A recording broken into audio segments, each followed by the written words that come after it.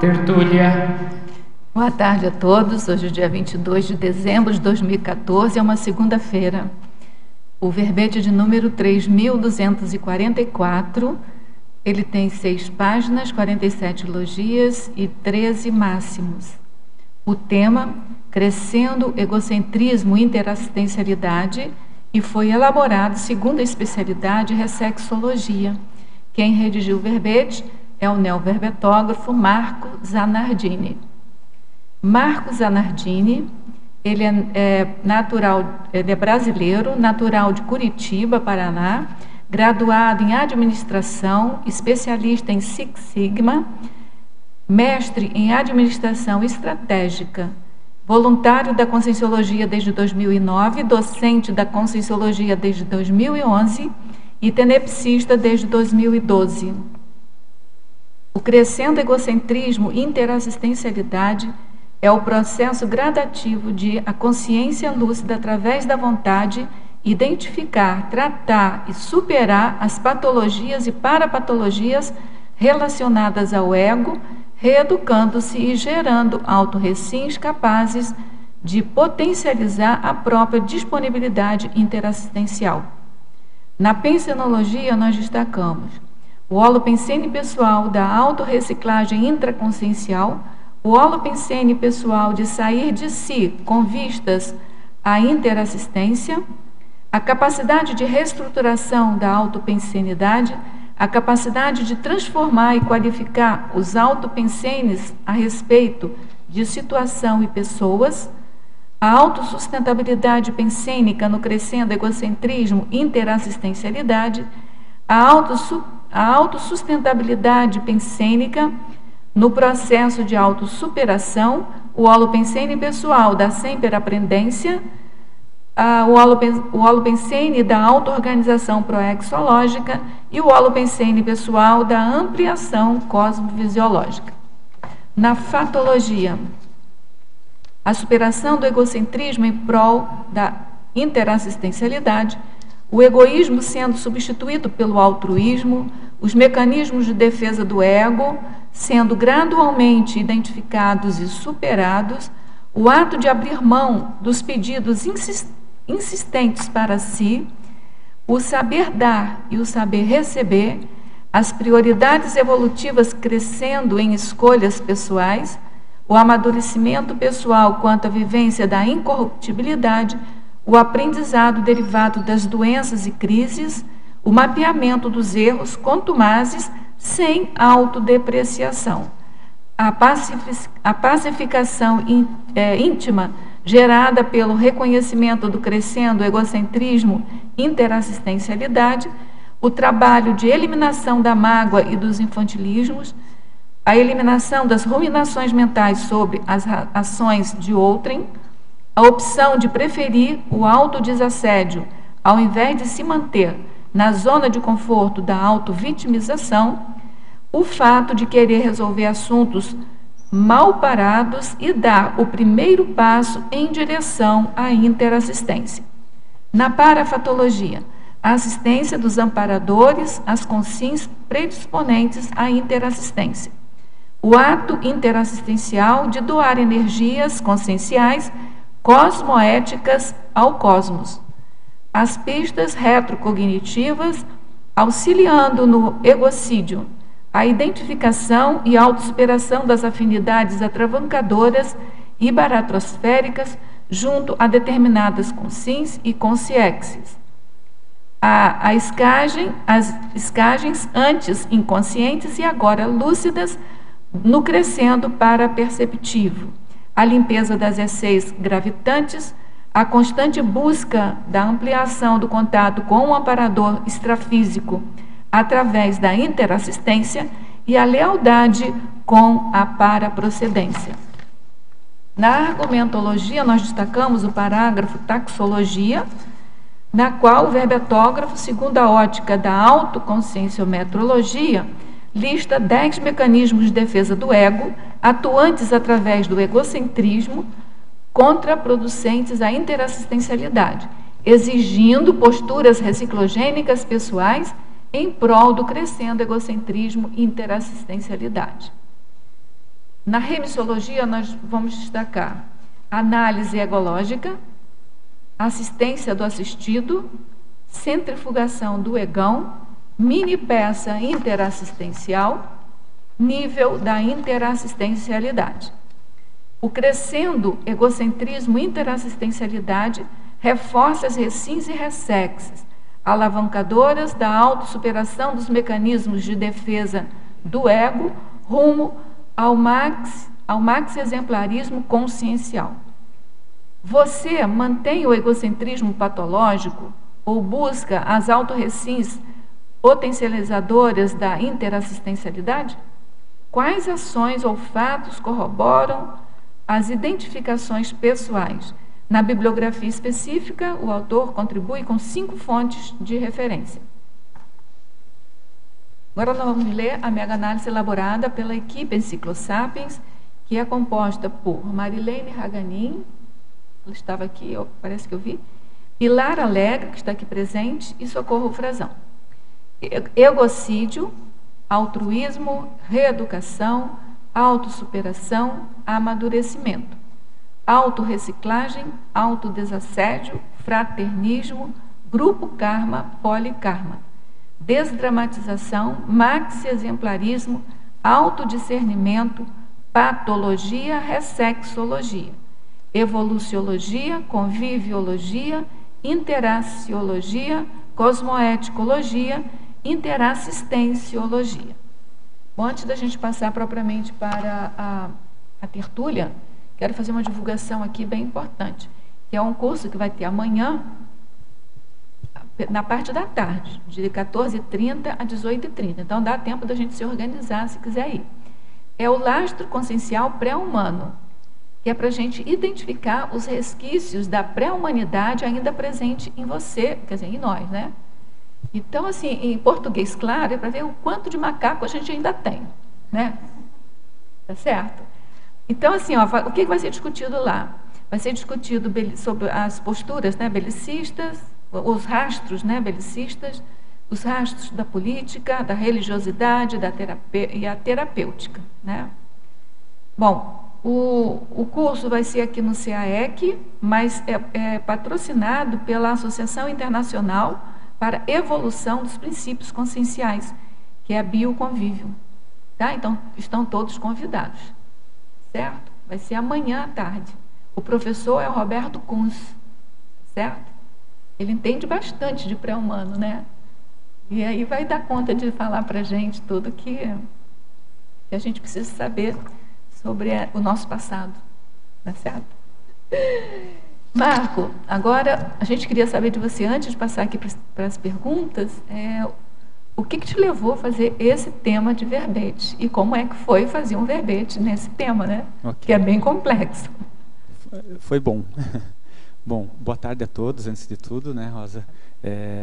Gostaria também de agradecer a equipe Enciclosapiens pelo auxílio no desenvolvimento do verbete, especialmente a você e a Neida, né, que se não fossem esses empurrões cosmoéticos e alguns puxões de orelhas cosmoéticos, também provavelmente ainda estaria me enrolando e não teria desenvolvido o verbete como um todo, né?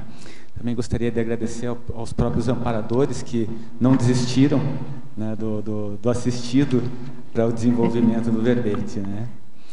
Bom, os motivos que me levaram a escrever esse verbete, a escolha do título, foram especificamente 2, né? Em 2010, eu fiz um curso aqui em Foz do Iguaçu, que foi o 40 Manobras Energéticas. E em uma das manobras, em uma das etapas do exercício, houve um momento de autorreflexão e veio um insight assim acachapante com aquela palavra egocídio, né? Então aquilo marcou bastante e eu comecei a desenvolver o tema, comecei a estudar, comecei a perceber cada vez mais os traços egocêntricos na minha personalidade, né? E além desse desenvolvimento, né, em sala de aula, e não só em sala de aula, até pelas minhas próprias posturas, né, muitas vezes eu reconheço em alunos aquela postura do 880. Né? Então, o que acontece? Às vezes o aluno chega em sala de aula e ele está começando as suas reciclagens e quer desistir, já percebe que tem algo que está muito difícil, e a gente tem que entender que é um crescendo. Então, pouco a pouco, a gente vai conseguindo superar os nossos traços egocêntricos e entendendo que, auxiliando os outros, cada vez mais nós estamos nos auxiliando. Então, essas foram as razões básicas aí da escolha do tema. Muito bem. Vamos, então, passar para as primeiras perguntas, né? É de Curitiba, da sua terra. Vamos lá. Ao verbetógrafo, professor Marcos, Fatologia, página 2, segunda linha.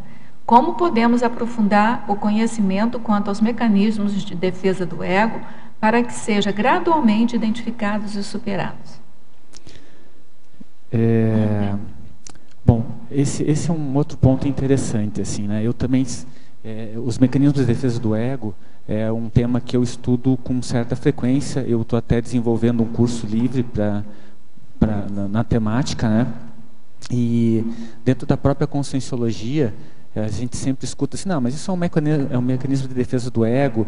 Você está defendendo o seu ego, e não só dentro da conscienciologia, dentro das organizações você percebe a questão egóica, né? E eu senti a necessidade de entender um pouco mais a respeito dos mecanismos de defesa do ego. Então, se você pegar a própria literatura, a gente vai encontrar ali vários desdobramentos dos mecanismos de defesa, mas eu optei em trabalhar com os 10 que o professor Valdo traz nos 700 experimentos. E a partir deles eu desdobrei, né? E esse entendimento, ele acaba trabalhando conosco no entendimento assim, do que mais está pegando, né, nas nossas defesas, né? Então, se você começar a entender aonde está o teu calcanhar de Aquiles com relação aos mecanismos de defesa do ego, você começa a se auto-pesquisar com um pouco mais de profissionalismo, que é o que eu tenho buscado, né? Então, por isso desse entendimento. Em Fatologia ainda, página 2, 13ª linha. Poderia explicar o trabalho de eliminação da mágoa e dos infantilismos, e também quanto à eliminação das ruminações mentais sobre as ações de outrem? Tá. Bom, o trabalho da eliminação das mágoas e do infantilismo tem tudo a ver com a gente começar com o próprio trabalho do pré-perdão, né? Então, na minha casuística, assim, né? A minha família, meus pais, eles se separaram quando eu era relativamente jovem, 24 anos, né? Então, estou com 40, já deu aí um bom tanto de tempo.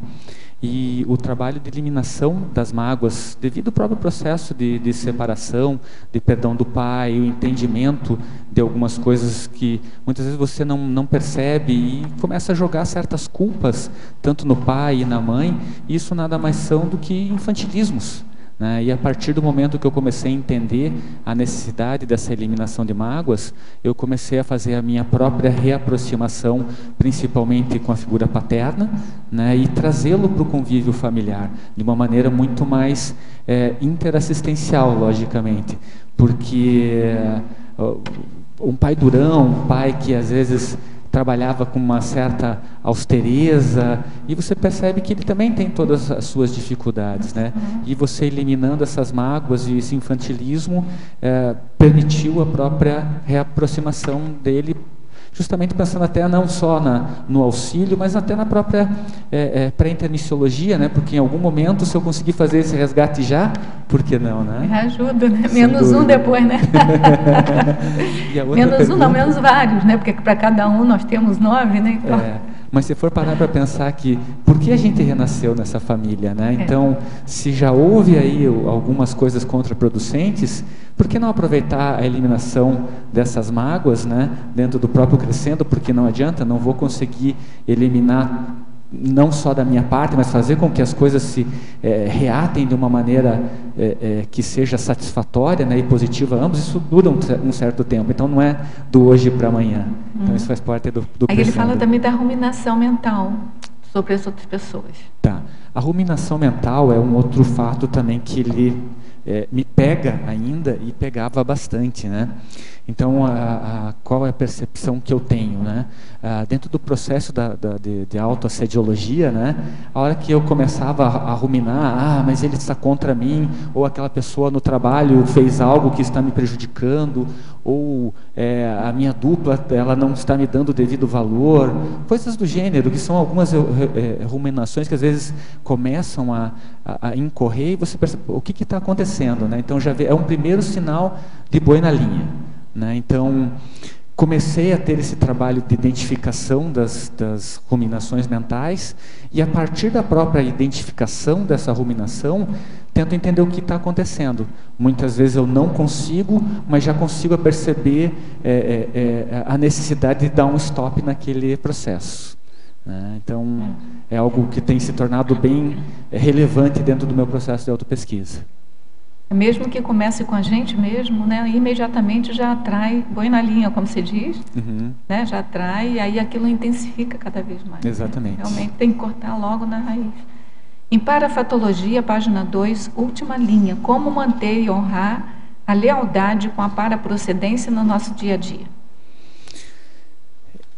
Esse é um ponto também que me fez pensar quando eu estava trabalhando no verbete, né? Se nós somos intermissivistas, se você aceita a hipótese de ser intermissivista e eu assim aceito, né? Quais foram as cláusulas pétreas que eu identifiquei e que eu promovi na minha programação existencial? O quanto eu não posso deixar de honrar com o que eu mesmo me programei junto ao meu desenvolvimento evolutivo e o que, de certa maneira, trabalhei com o evoluciólogo, né? Então, isso exige um nível de lealdade, né? Então, com a nossa própria paraprocedência. Se a gente entender que nós somos seres, nós somos mais paraprocedente, mais paragenética do que a própria genética, então isso requer um nível e um entendimento de uma lealdade com o que nós pretendemos desenvolver no próprio curso intermissivo hoje, né? Então é mais ou menos por aí. Na dúvida, assista. Na dúvida, assista. E insista também. Os pontos estão aí, né? Temos que trabalhar. Então vamos nessa. Ao verbetógrafo, Fatologia, página 2, sexta linha, de baixo para cima. Quais dicas para fazer o mapeamento dos erros contumazes sem autodepreciação? Os erros contumazes, eles incorrem na história do chicotinho, né? Então, quantas vezes a gente erra uma, erra duas e a gente acaba usando aquele chicotinho e não se auto-perdoando, né? Então, a ideia é que a gente realmente consiga fazer essa identificação e comece a trabalhar para a própria reciclagem, né? Então, algumas das técnicas que eu ainda não encontrei a técnica ideal, né? Então, as dicas, né? O próprio processo da anotação do que realmente começa a ser recorrente dentro dos processos de erros constantes, né? No meu caso, as próprias ruminações, isso era algo, porque ela pega direto na pensenidade, né? É um erro pensênico, né? Exatamente, então eu comecei a identificar isso e eu me utilizo de algumas técnicas, algumas das técnicas até já colocadas por você também, Rosa, do mantra da cosmoética. Então, a hora que eu percebo que eu estou trabalhando em ruminação, né? Eu estou ruminando, eu começo cosmoética, para ver se um bloco mais elevado, né, de um neopensene, um neologismo, faz com que eu consiga realmente manter um outro padrão, né? É o princípio da homeopatia, né? Contrapõe com o igual, né? Porque é um bato pensene, só que é positivo, né? Exatamente. Outra dica é uma técnica que eu utilizo também, que eu até citei na tecnologia, que é o pensar, quando geralmente isso ocorre com pessoas, né, é a técnica dos 3 trafores. Então, a partir do momento que eu percebo que estou pensionizando mal de alguém ou que tem algum erro que está ali, eu tento levantar quais são os trafores daquela pessoa para justamente verificar o que está acontecendo. Se a pessoa tem pontos positivos e eu me recolho a minha necessidade de ver o que eu estou fazendo de errado. Então, são algumas das dicas, né? Uhum, tá bom. Você quer fazer pergunta?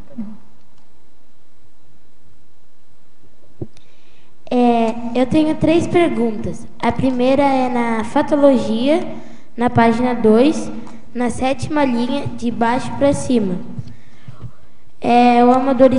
O amadurecimento pessoal quanto à vivência da incorruptibilidade. Tá. Essa fatuística, né, eu já venho pensando nela com certa frequência, mas ela me caiu uma ficha quando eu estava fazendo um curso do professor Igor Habib, em Curitiba, que é o Reciclagens da Consciência, Reciclagens Existenciais, ou Reciclagem Existencial, se não estou enganado, e eu não tinha me tocado disso, que a autocorrupção tem a ver com corrupção, que tem a ver com ética, e se a gente estender, tem a ver com cosmoética, né? Então, a partir disso, e não só, mas aquilo me caiu a ficha, o de estar cada vez trabalhando mais a favor do entendimento do meu próprio CPC, que eu ainda não fiz, é algo que estou me autocorrompendo porque acho que a hora que você escrever, você vai ter que realmente se atentar àquilo, né? Mas aonde são os pontos, as cascas de banana, que geralmente você escorrega frequentemente, né? Então, essas autocorrupções é que eu tenho buscado trabalhar. E volta e meia, elas têm início na própria pensenidade. Então, eu tenho estado muito atento ao meu processo de pensionização. Na binomiologia, página 3, no finalzinho da primeira linha. Podia explicar o binômio evolutivo, egocentrismo compulsório, minoritário, egocídio voluntário majoritário? Sim. O egocentrismo compulsório, ele tem a ver com aquela porção de ego que ela é própria da consciência, né? A gente ainda vai brigar pela nossa existência, a gente vai fazer algumas coisas que são próprias do bicho-homem, né? Então, o que a gente tem que trabalhar dentro desse processo de realmente entender o que é isso e o que eu vou ter que trabalhar com o egocídio desses itens, né, desses itens de autopesquisa, de uma maneira voluntária e majoritária. Ou seja, o que eu vou realmente priorizar dentro da minha evolução perante os meus erros, não vou dizer erros, mas das minhas ações egocêntricas, visando a interassistência, visando o meu processo evolutivo, visando a amparabilidade, visando o crescimento de todos, né? Então é muito mais nesse sentido que eu percebo esse binômio, né? Porque tem algumas fatias da do nosso egocentrismo que estão lá e às vezes a gente nem percebe que está sendo egóico. Então, como a gente consegue realmente trabalhar o egocídio de uma maneira majoritária e interassistencial? E agora, a última em paradoxologia. No finalzinho também da penúltima linha. O paradoxo da cosmoeticologia destrutiva. Tá. Bom, a cosmoética destrutiva, né, muitas vezes a gente tem que trabalhar e pensar o seguinte: quantas vezes a gente faz algumas coisas para ficar bem na foto, ou a gente não se percebe dentro de uma fotografia um pouco maior, onde, pensando no que ocorra o melhor para todos, a gente acaba trabalhando o que ocorra o melhor para nós mesmos. Então, a própria cosmoética destrutiva, ela vai, se a gente parar para pensar dentro de que nossas ações repercutem desde da nossa paraprocedência e se estenderá a nossas próximas vidas, então por que eu não começo a destruir algumas coisas anticosmoéticas agora mesmo? Então, são esses os passos que muitas vezes a gente tem um pouco de fobia em trabalhar com o nosso egocídio e estar trabalhando dentro de um processo mais cosmoético. É sempre destruir para construir uma coisa melhor. Você entendeu por que é paradoxo? O paradoxo é uma falsa contradição. Como é que você vai destruir uma coisa sendo cosmoético, né? Exato. Tá? E, continuando esse assunto, hoje de manhã alguém perguntou sobre isso, né? Aí o professor Val trouxe aquele exemplo da pessoa que compra uma fazenda, recorda? Sim. Um cemitério, ele destrói o cemitério para melhorar o ambiente. É verdade. Eu lembro do exemplo citado pelo professor. Vamos lá? Vamos. Em Pensionologia, página 1, final da 4ª linha, de baixo para cima, poderia aprofundar a intensificação progressiva da homeostase autopensênica? Sim. É interessante esse ponto, até pelo seguinte, estamos presentes com a professora Keiko aqui hoje, né? Eu lembro que nós demos um laboratório de técnicas energéticas em conjunto, né? E acho que foi meu primeiro laboratório de técnicas energéticas, e a gente meio calorão ainda dentro do laboratório, né? Doando energia de uma maneira que talvez a gente ainda não tivesse suporte para tal, né? O final do primeiro período, assim, meio que deu uma apagada e me percebi num campo homeostático, que foi uma coisa que foi um marco para mim. Então ali eu percebi um nível de homeostase pensênica que eu não havia vivenciado ainda, né? Então aquele exemplo, aquela vivência me fez ver o seguinte: não, eu posso chegar lá, se eu já, por mérito, já fui presenteado com esse para-presente, né? Então, como eu consigo trabalhar cada vez mais para manter essa homeostase pensênica? Então, percebo hoje que esse tem sido um dos principais pontos de trabalho meu, né? E está percebendo como eu consigo aumentar esse processo de homeostasia pensênica. Porque me percebo cada vez mais amparado e o assédio ocorre, e a partir desse momento eu percebo assim: opa, esse não é o meu padrão. O que está acontecendo? Como eu consigo retornar àquele padrão, né, de homeostasia pensênica? Muito bom. Em Fatologia, ainda, página 2, 10ª e 11ª linha. Poderia discorrer acerca do aprendizado derivado das doenças e crises? E a seguir é uma pergunta que você já fez, aí você não precisa responder. Ok. Se você quiser só sintetizar, que é o mapeamento dos erros contumazes sem autodepreciação. Você já respondeu isso, não? Sim, sim. Porque a gente tem muitas perguntas aqui. Então, assim, o que você já respondeu, você pode até dar um novo... Ok. Qual a primeira mesmo? É sobre as... Acerca do aprendizado derivado de doenças e crises. Essa é a primeira. Bom, acho que a gente realmente, quando está numa grande zona de conforto, é que tem alguma coisa errada, né? Então, algumas crises, elas são extremamente evolutivas para que a gente até trabalhe dentro desse processo de desconstrução cosmoética, né? Então, o que uma doença ou uma crise pode estar me trazendo para eu estar entendendo o que eu devo estar trabalhando, né? Então, eu vou trazer um exemplo, pessoal, de uma doença. Por exemplo, em 2001, eu tive uma fratura séria de tornozelo, aonde até hoje eu tenho, o médico me falou o seguinte: Marco, existem pessoas que são dependentes da insulina, você é uma pessoa que vai ser dependente de alongamentos. Ou seja, essa doença, por assim dizer, ela está sempre me trazendo atenção para o cuidado somático, né? Então, esse é um exemplo de uma doença que pode estar te trazendo para um ponto de atenção. Entre vários outros pontos, né? Como, por exemplo, alguns processos depressivos, que você talvez aprenda como lidar com ele e perceba o seguinte: o que me traz esse processo depressivo? Talvez a falta de realização. Como eu consigo gerar mecanismos que estejam sempre me fazendo produzir e perceber a melhora da minha autoestima através da consecução de ações e realizações, né? E o mapeamento, né, de maneira bem rápida, é a gente realmente entender aonde a gente está, de novo, pisando nas mesmas cascas de banana, escorregando, e vamos evitá-las, né? Aprender com os próprios erros e não continuar, né? Em Parafatologia, página 2, 3ª linha, poderia falar sobre o ato interassistencial de doar energias conscienciais, cosmoéticas ao cosmos. Em sua experiência, quais os efeitos benéficos percebidos com esta prática? Sim, acho que na minha experiência eu percebo que são vários, mas eu já traria assim, o próprio ganho de musculatura energética, o estofo que a gente vai ganhando pouco a pouco.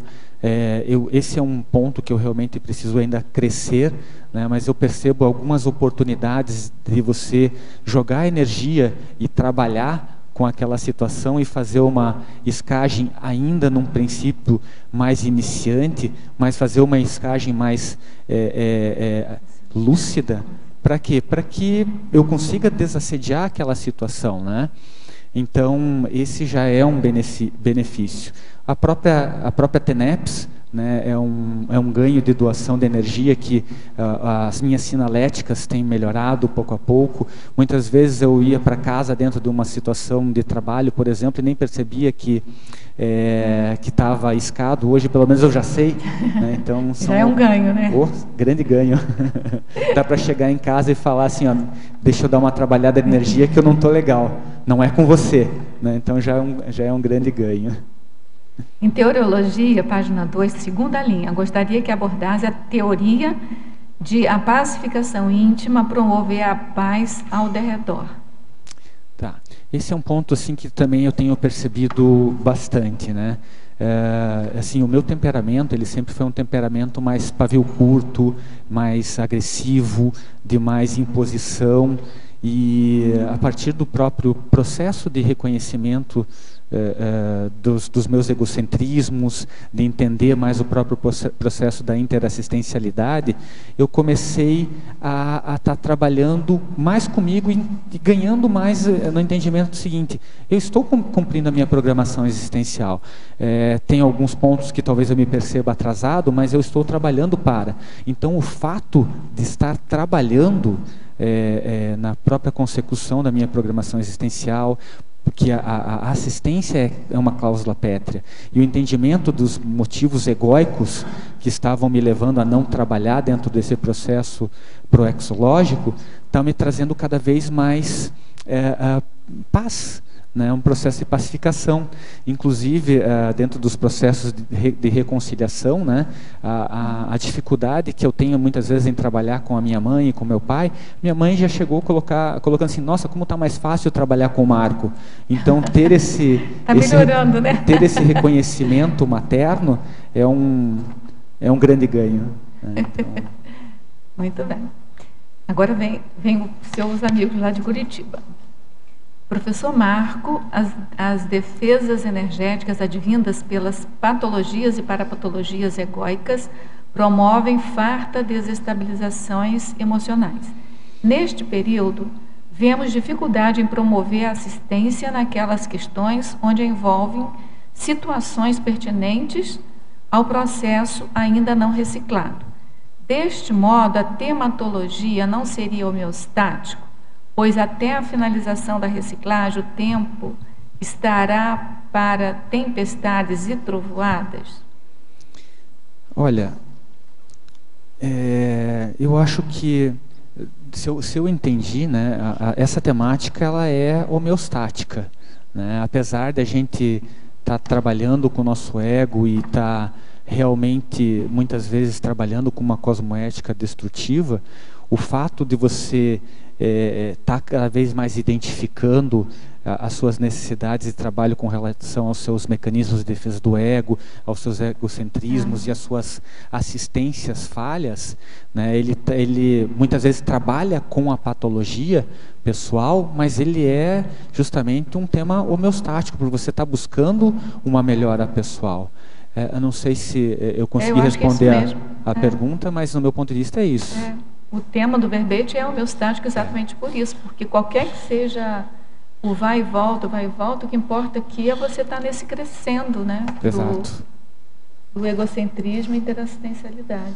É como se fosse um autodesassédio, né? A autodesassediologia é homeostática. Até dentro do próprio processo de crise, né? Porque às vezes a gente trabalha dentro de altos e baixos, mas se você está num crescendo e caiu e já levantou, né? Então, dentro desse processo que talvez você se vitimizou e tendeu a uma patologia, né? Mas você está num crescendo e faz parte. Mas ele está correto no questionamento dele, porque tudo pode acontecer. Você pode dependendo da pessoa, né? Ela pode ter muito mais baixos do que altos. Só que tem que o crescendo em si. Assim, eu diria que o único determinismo que tem no cosmos é que a gente vai evoluir de qualquer maneira. Exatamente. Então, esse crescendo é um determinismo cósmico, entendeu? De qualquer maneira, todo mundo vai sair do egocentrismo e chegar na interassencialidade. Podemos agilizar o processo, né? Isso, eu acho que o seu verbete está dando uma puxada, né? Uma ajuda para a gente andar mais rápido nisso, tá certo? Professor Marco, parabéns pelo verbete, muito didático. Fobiologia, página 3, final da 2ª linha. Poderia aprofundar o medo infundado do egocídio cosmoético? Sim. A gente tem vários medos, né? E o que acontece? O cometer o egocídio, você realmente abrir mão das suas posturas egóicas, muitas vezes nos traz certos medos, porque a gente tem uma zona de conforto, a gente se conhece e às vezes a gente sabe que está trazendo uma postura errada. Eu vou trazer um exemplo, né? Eu ainda me falta paciência com a minha mãe, por exemplo, pelos próprios processos que ela tem. Às vezes os processos religiosos são extremamente autovitimizantes, entre outros pontos, e é uma dificuldade que ela tem pelo próprio processo de criação, né? E eu sei que eu tenho que abrir mão de algumas coisas com relação a isso, e eu percebia que pouco importa se é religião ou se não é religião, eu tenho que abrir mão das minhas posturas para poder ajudá-la. E vou até um pouco além dentro desse egocídio, né? Uma das dificuldades que eu tenho ainda é de se deixar ser ajudado, né? Então, a minha mãe que é um excesso de zelo, e aquilo me incomoda. Ela me incomoda porque ela quer me ajudar, e eu acho que eu tenho que ajudá-la, porque o processo dela, dentro do meu processo egóico, é mais difícil que o meu. Então, você colocou ali a sua remissiologia, a 3ª, é a assistência do assistido. Então, é o que sua mãe está fazendo com você. Exigir de você mais paciência com ela está te ajudando a crescer. Sim, né? sim. Na fatologia, na 6ª linha, ele também trouxe o saber dar e saber receber, né, que tem bastante relação com isso. E, Marco, eu gostaria que você comentasse, então, esse item dentro do seu tema. E também, eu acho assim, que é bem complexo ainda para a gente, né, apesar de ser bastante importante nesse processo da interassistencialidade, o processo de dar e receber feedbacks. Ok. Bom, dentro desse processo de dar e receber, para mim era, sabe, aquela coisa de, não, eu tenho que ser forte, eu tenho que trabalhar, eu tenho que conseguir. Então eu acabava cobrando muito das pessoas dentro desse processo de autocobrador, de durão, né? E vamos, levanta, faça, saia desse processo, né? E isso me impedia muitas vezes de entender que eu também preciso ser assistido muitas vezes, né? E quantos exemplos hoje nós temos de assistência dentro da sala de aula, né? Então, o quanto eu, numa postura de professor, eu estou dando, e quanto o próprio aluno me assiste em deixá-lo assistir. E quantas vezes ocorrem perguntas e questionamentos que fazem pensar de uma outra maneira que eu não havia pensado. Então aquilo já é uma assistência.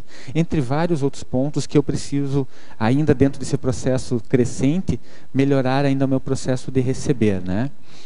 E daí, com relação aos feedbacks, né, eu acho que essa é uma dificuldade das pessoas de maneira geral. A professora Priscila Cervello, de Curitiba, ela acabou de escrever, ela tem um verbete que se chama Feedback Cosmoético, tem artigos a esse respeito, né? E além do processo do feedback cosmoético, a gente tem que estar entendendo o seguinte: qual é a nossa intenção ao dar um feedback? Eu estou querendo realmente assistir aquela pessoa, ou eu estou querendo ter um ganho secundário com aquele feedback? Isso se confunde muito dentro do mundo corporativo, né, onde você dá um feedback, que aquele feedback é para que a pessoa realmente produza mais, ela seja mais produtiva dentro do trabalho dela, mas aquilo às vezes não é o mais evolutivo para aquela pessoa, né? Então, como trabalhar isso, né?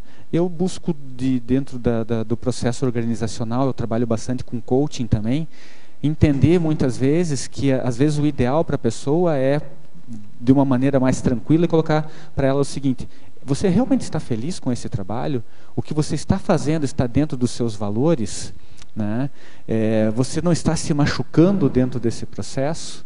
Entre outros pontos. E dentro do próprio voluntariado, quantas vezes a gente se omite em dar um feedback a um voluntário que está deixando de cumprir com as suas obrigações, porque é um trabalho voluntário, né? Então eu fico pensando que a gente tem os nossos direitos e as nossas obrigações.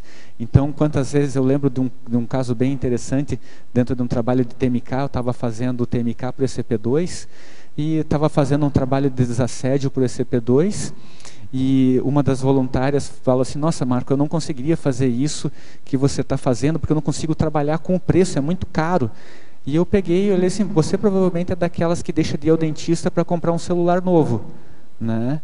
Então, às vezes lógico, eu não tentei ser duro dessa maneira, mas eu coloquei o contexto e ela entendeu que ela realmente estava deixando de fazer uma assistência a ela mesma, pensando num bem material. Então, quantas vezes a gente deixa de investir em nós mesmos por causa de um sapato, de um tênis? E esse é o trabalho de desassédio, muitas vezes, a ser realizado dentro do TMK para a realização de um curso, né? Então, é nesse sentido. Marco, né?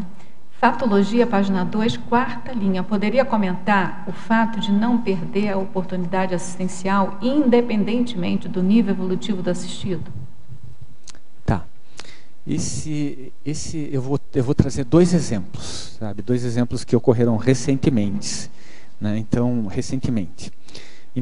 assim, a gente tem muita oportunidade de trabalhar com a TARES, sem falar que a TARES, sem ser fratura exposta, entre outros pontos, né? E que era uma grande dificuldade. O meu TACAP era o TACAP 10, né? Então, por exemplo, dentro do meu trabalho, eu viajo muito, né? E volta e meia eu estava prestando serviço em uma cooperativa aqui do interior do Paraná, e daí às vezes o motorista me levava para Cascavel para eu pegar o voo para Curitiba, né? E sempre conversando com ele, via assim alguns gaps e as vontades, e a primeira oportunidade que eu tinha de assistir mas olha, você tem uma faculdade aqui do lado, tenho certeza que você se propor a fazer um curso de administração, um curso de logística, a empresa vai te apoiar, porque está faltando gente qualificada. Pois eu não tinha prestado atenção nisso. Então, independente desse nível, do nível evolutivo, você tem a oportunidade de orientar, esclarecer, para que ele consiga trazer... traçar seu próprio caminho evolutivo, né? E um outro exemplo que eu tenho é um exemplo onde eu perdi uma oportunidade de assistência. Coisa de umas 2 semanas atrás, eu estava no escritório em Curitiba e eu tinha saído, acabei saindo, comprei uma sacola com 15 pães de queijo, né? Eu ia subir para o escritório e ia confraternizar com o pessoal para um café, né? E nessa que eu estava subindo para o escritório, a hora que eu ia entrar, eu vi um viciado em crack fuçando na lixeira, né? Ele provavelmente estava procurando comida e eu acho que eu vou dar meu pão de queijo para ele e por algum mecanismo de defesa do ego eu não dei. Eu identifiquei alguns, assim, de medo, né? Pô, é um viciado, o que pode acontecer?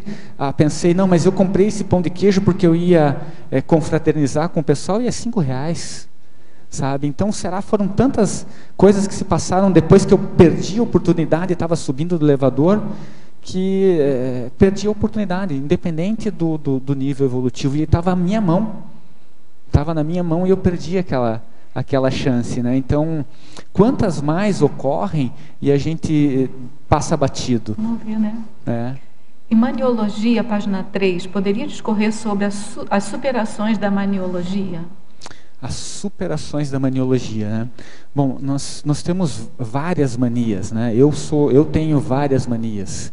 A mania de, por exemplo, chegar em casa e a primeira coisa que eu faço é tirar toda a roupa e sair jogando tudo pelo meio do caminho, né? E daí eu tenho uma ajuda, uma heteroassistência que sempre está me ajudando a organizar. Isso é uma mania que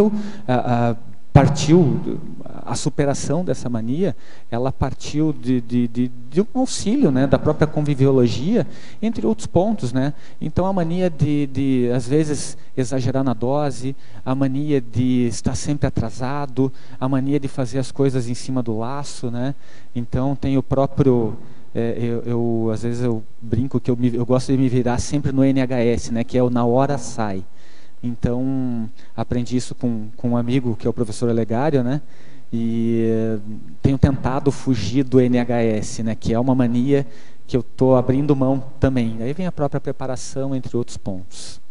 Essas perguntas aqui vêm da Alemanha para você agora. Ok. Em pensenologia, página 1, quarta linha. Poderia aprofundar a capacidade de reestruturação da autopensenidade? Sim. Eu acho que nós temos aí, dentro dos nossos processos autocapacitantes aí, né, a gente tem algumas ferramentas como o próprio curso ECP1, né? O curso ECP1 ele é uma ferramenta de reestruturação pensênica que é fantástica. Então, assim, eu tenho assim 4 ou 5 exemplos de bons ECP1s, né, que o primeiro vínculo que eu tive foi com relação a abrir mão do álcool. O segundo vínculo de reestruturação pensênica foi o próprio voluntariado, entre outros aí, né?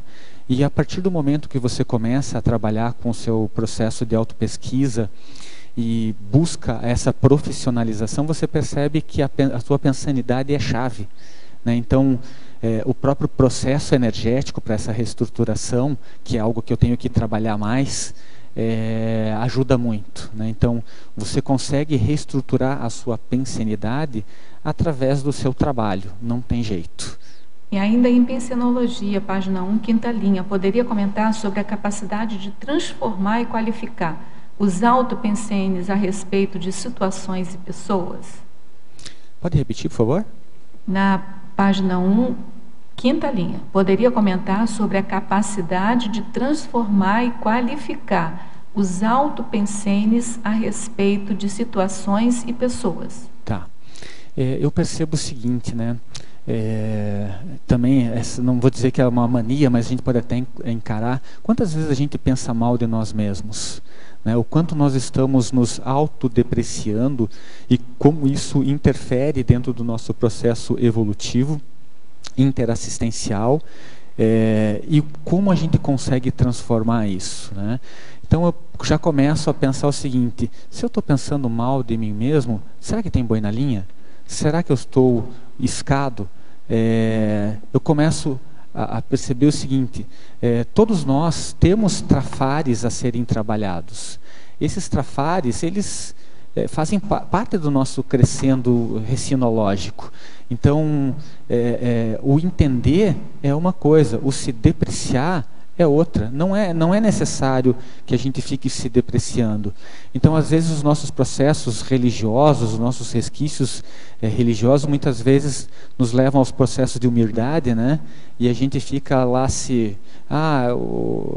os pobrezinhos que vão para o céu. Isso faz parte da nossa criação, né?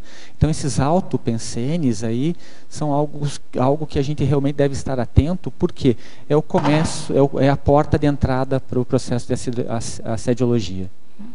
Ainda em pensenologia, ela pede comentar a autossustentabilidade pensênica no crescendo egocentrismo e interassistencialidade e a autossustentabilidade pensênica no processo de autossuperação. Tá. A sustentabilidade pensênica, ela é uma das chaves nesse processo, né? Então, como obter essa sustentabilidade, né? No meu caso, o que mais eu estou atento são as ruminações mentais.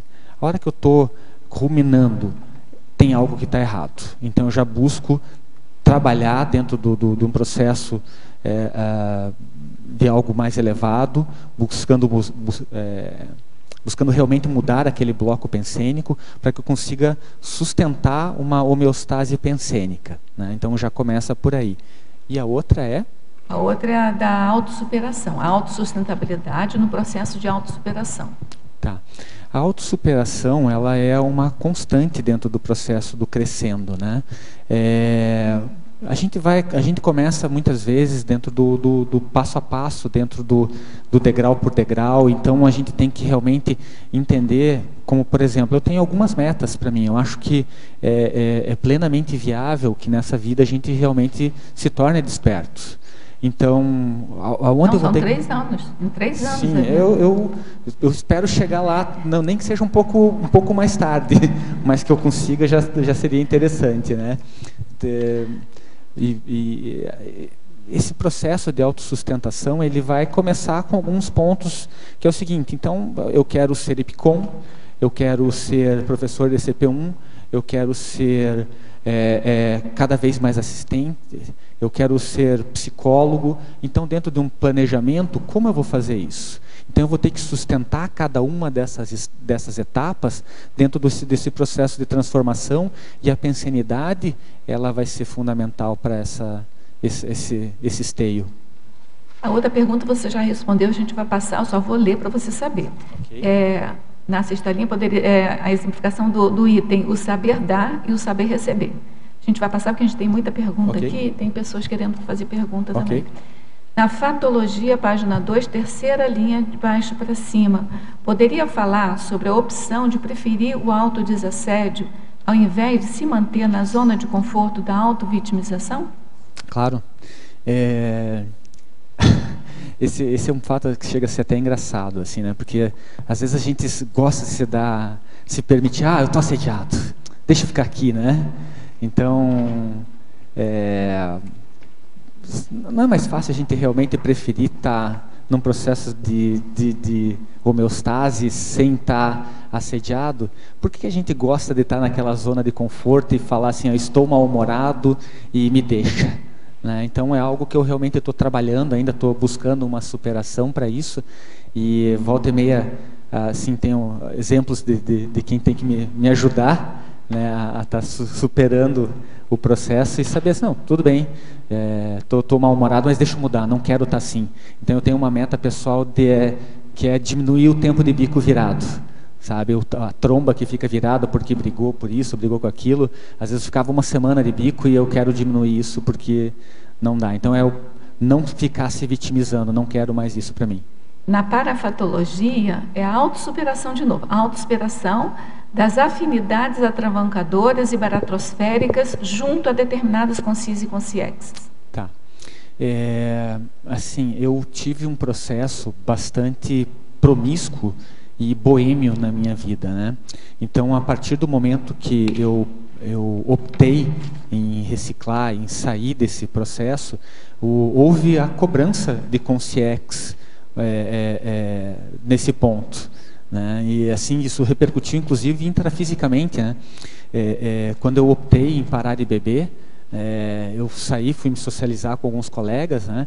E eu, não, parei de beber. Daí um colega me falou assim, não, como assim você parou de beber? Não, eu parei de beber.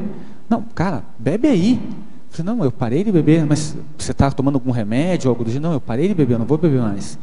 Não, putz, cara, eu estou triste. Não, bebe aí. Eu falei assim, não, eu parei de beber. Então, aquela tristeza que ele externou, por quê? Porque eu era um companheiro de boemia, de balada, entre outros pontos, né?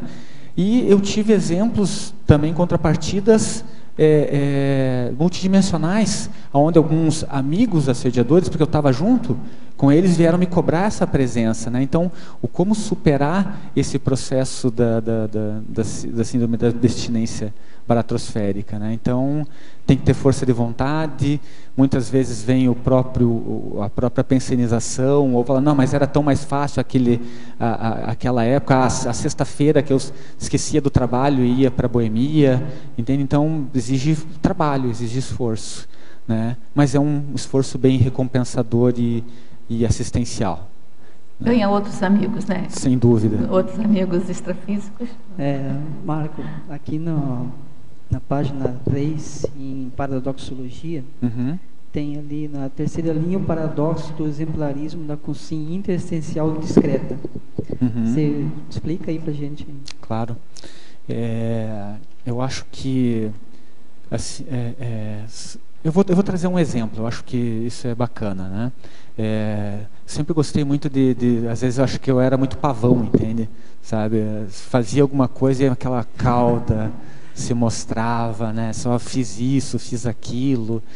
E acho que com o tempo, né, dentro do próprio processo de serenismo, de autoconhecimento, entre outros pontos, né, não precisa estar trabalhando, não precisa estar fazendo o alarde de uma assistência.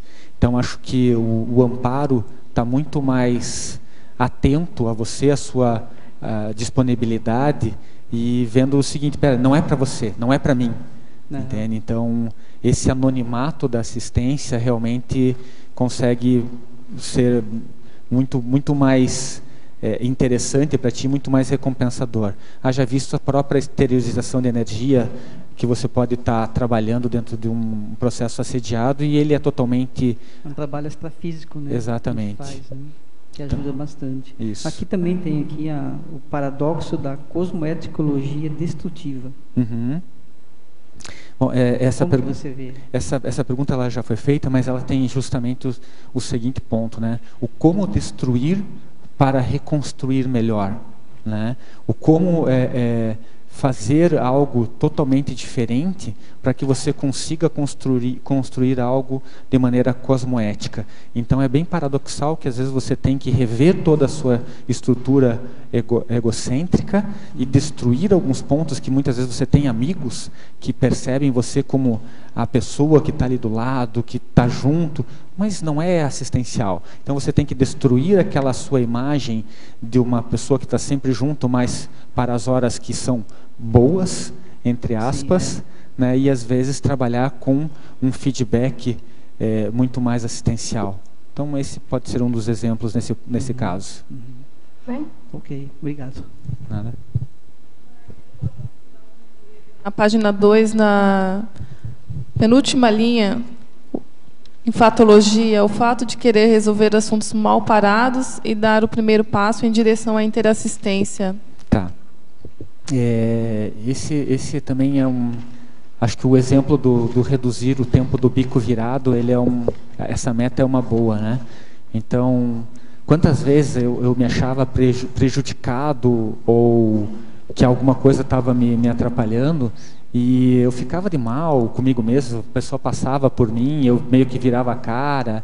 Então, acho que o fato de você entender o seguinte: nem todo mundo tem a mesma visão, e a visão do todo, né? Então, a partir do momento que você pode perceber o seguinte: então, se eu errei, ok, se a pessoa errou, ok, mas vamos buscar a reconciliação de uma maneira mais rápida, né? Então, acho que até com a minha dupla a gente está tentando já fazer o seguinte: não vamos dormir de bunda virada, né? Então, como a gente pode melhorar assim o próprio processo de evitar dormir se a gente teve alguma rusga, e como a gente vai melhorar antecipadamente, né? E muitas vezes eu sou o causador da própria discórdia. Então, ou porque eu não entendi, ou porque eu não compreendi. Então, independente de quem está certo ou quem está errado, tentar buscar essa reconciliação e dar o primeiro passo. Eu acho que é bastante interassistencial.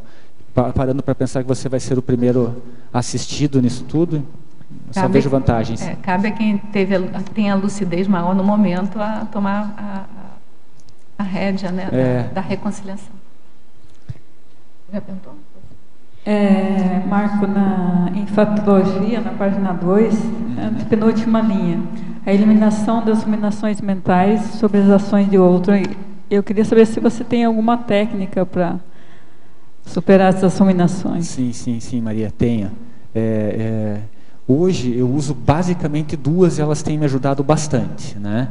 É trabalhar bastante o seguinte: comecei a pensar mal de alguém, eu já busco entender quais são os trafores daquela pessoa, né? E às vezes eu me percebo assim: nossa, mas que difícil que é encontrar trafor nessa pessoa. E eu olho assim, eu tenho que conhecer mais essa pessoa, porque assim, não é possível, eu estou enganado, né? Então, eu tenho trabalhado nesse sentido, né? Até mesmo assim, alguns pontos, né, que às vezes a nossa convivência dentro do voluntariado, né, a gente tem muito líder dentro do voluntariado. Então, em Curitiba ali nós temos 90 voluntários praticamente, né? E às vezes tem um voluntário, outro que faz uma coisa que não agrada, e antes eu ficava muito de bico, né? E eu falei assim, não está fazendo o que eu... Mas esse é o certo, né? Na minha visão, né? De uma visão bem egocêntrica. Então deixa eu tentar entender mais essa pessoa, e eu acabei descobrindo que às vezes a pessoa tem inúmeros outros problemas, que eu só cobrava um trabalho e não entendia os por trás dessa dificuldade do voluntário, né? E outra também é o próprio trabalho de virar o bloco pensênico, né? Então eu tenho utilizado bastante. A hora que eu estou pensenizando algo patológico a outrem, né? Eu uso muito cosmoética, cosmoética, cosmoética, cosmoética, até que eu vire essa chave, né? E tem me ajudado bastante. Então, eu já vi a própria Rosa falando isso na defesa de verbetes dela. Essa técnica também. Às vezes é cosmoética, às vezes é interlúdio, é um tema maior do que aquele que eu estou, entendeu? Extrafísico, mais importante. Eu acho que você se conecta a algo além daquele momento que você está e ajuda. Obrigada. Vai lá? Eu tenho duas perguntas. A primeira é em Crescendologia, na página 3. No finalzinho da primeira linha. O que é o crescendo recebimentos de aportes, retribuições fraternas? Tá. Nós temos 2 verbetes que falam sobre isso. Um é do professor Losch, que é o aportes proexológicos, se eu não estou enganado, e o outro é do professor Olegário, que é o retribuiciologia, né? Então eu lembro que, acho que numa das primeiras visitas que eu fiz ao CAEC, há 4, 5 anos atrás, eu trabalhei no processo de assistência, eu não me lembro exatamente qual é o trabalho, o serviço de assistência proexológico ao assistido que tem é o CAPEX. Exatamente, né? Então, o Losch me chamou a atenção assim, naquele ponto, naquela conversa, e quantos aportes nós realmente temos, né? Então, volta e meia eu paro para pensar o seguinte, olha quantos aportes nós temos, a começar pelo seguinte, olha, a gente tem todos os membros, andamos, falamos, estamos super bem assistidos de maneira acadêmica, temos conhecimento, entre outros pontos, e como eu posso retribuir isso, né? Então, hoje, eu percebo que a gente tem muito aporte, e você deixar de retribuir com esses aportes é um egoísmo, né? Então, a gente se volta muito a ter muito conhecimento, a ter muito aporte, e dentro desse processo de retribuiciologia, o quanto a gente realmente está retribuindo tudo o que a gente recebeu, né? Então é nesse sentido, esse crescendo, né, de entender cada vez mais os aportes e conseguir novos aportes para poder retribuir em mais alto nível. E a última é em Sindromologia, também na página 3, no finalzinho também da primeira linha.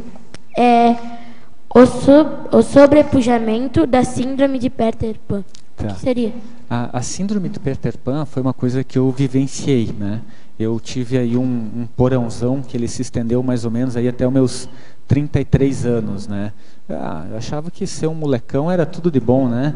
Então, com responsabilidades, com trabalho,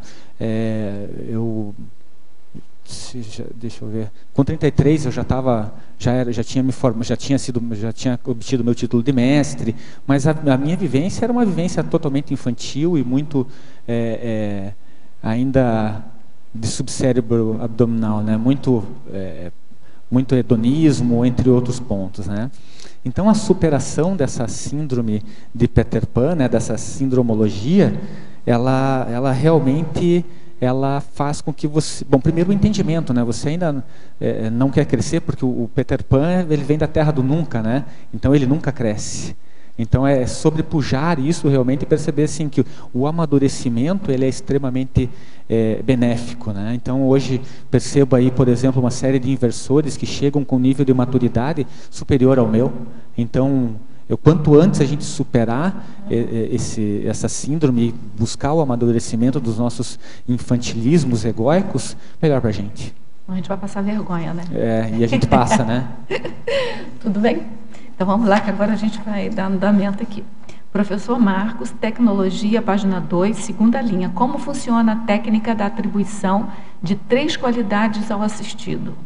Essa é ótima, o título dela é ótimo. Então, olha só, pegar realmente, sim, ser bem técnico, e a partir do momento que você está com uma dificuldade na pessoa, com alguma pessoa, porque quando a gente começa a ter dificuldade com alguém, normalmente é uma dificuldade nossa, né? Então a gente não está entendendo ou assistir, a gente não está conseguindo fazer a devida leitura energética ou demanda, e a partir daí começar a perceber, nossa, mas olha a força presencial dessa pessoa, olha como ela se comunica bem, olha como ela é acolhedora, olha como ela tem vários trafores, e às vezes a gente fica olhando mais para os trafares. Então, ter uma postura mais traforista é algo que eu tenho buscado constantemente. Eu acho sim que eu já tive uma postura traforista, sempre está observando, me perdi em algum momento e hoje eu estou fazendo esse resgate. Está cada vez mais observando os trafores das pessoas, porque isso constrói dentro do trabalho, dentro do voluntariado, dentro do duplismo, dentro da família, é observar os trafores das pessoas. Então é mais nesse sentido. Em paradoxologia, o primeiro paradoxo você já respondeu, eu vou ler só para você saber que ele está fazendo sucesso, né? O paradoxo do exemplarismo da consciência interassistencial diz, não é esse não. Não, eu acho que eu que fiz confusão. Ok. Você não respondeu. O paradoxo do exemplarismo da consciência interassistencial discreta, você não respondeu esse ainda. E o outro, já respondeu? Uhum. Então eu não fiz confusão. Esse já respondeu. E a seguir, o paradoxo interassistencial do pré-humano terapeuta. Tá. Bom, o fato de você estar... quanto mais anônimo da sua assistência, você está realmente ganhando um estofo, né? Mas o paradoxo da... Pode só ler de novo para mim, pegar exatamente? Paradoxo interassistencial do pré-humano terapeuta. Tá. Esse é um que é bem bacana também. Assim, acho que hoje faz o quê? Faz 1 ano e meio, 2 anos praticamente, a gente está com um cachorrinho em casa, né? Uma cachorrinha. E como o subhumano é capaz de prestar assistência para a gente, e às vezes a gente não está apto a isso, não entende isso. Então, quantas vezes hoje já tem melhorado bastante, mas já estive de bico com a minha dupla, né? E de repente vinha o cachorrinho abanando, coisa e tal, e a gente abanando o rabinho, e a gente voltava e desamarrava o bico, porque o subhumano, o cachorro, prestou uma assistência para a gente. E daí a gente viu que era uma bobeira e simplesmente deixamos de lado ou trabalhamos aquele ponto, né? Mas o quanto a afetividade que um animalzinho, um pet, pode estar promovendo dentro das suas próprias reciclagens, né? Uhum. Então, não dava todo esse valor ao subhumano. Isso está melhorando, inclusive, o meu processo assistencial. Em masculinologia e feminologia, página 4, quinta linha, qual a diferença entre o proexista e o proexólogo? Poderia exemplificar? Tá. Bom, caso eu erre, Rosa, por favor, me ajude, tá? O proexólogo é a pessoa que está estudando a proexologia, e o proexista é o executor da proex. Perfeito. Taxologia, página 5, poderia comentar os itens. Compensação, compensação, deslocamento, negação e regressão. Eu vou falando, você vai falando, pode ser? Claro. Compensação, que é o número 1. Tá, só deixa eu...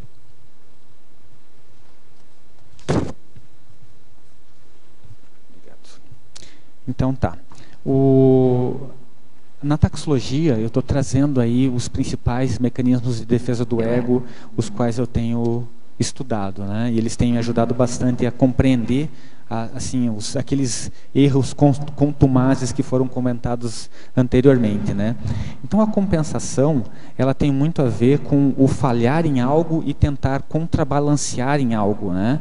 Então ali o exemplo ele traz o seguinte, né? Então a pessoa que ela é uma altruísta social e ela tem dificuldades no trato familiar, ou seja, eu tenho dificuldades com meu pai e minha mãe, mas eu sou um excelente voluntário. Então tem uma coisa que eu estou contrabalanceando, estou compensando. Então eu ainda não fui direto ao ponto e estou me defendendo, compensando alguma coisa. O outro é o deslocamento.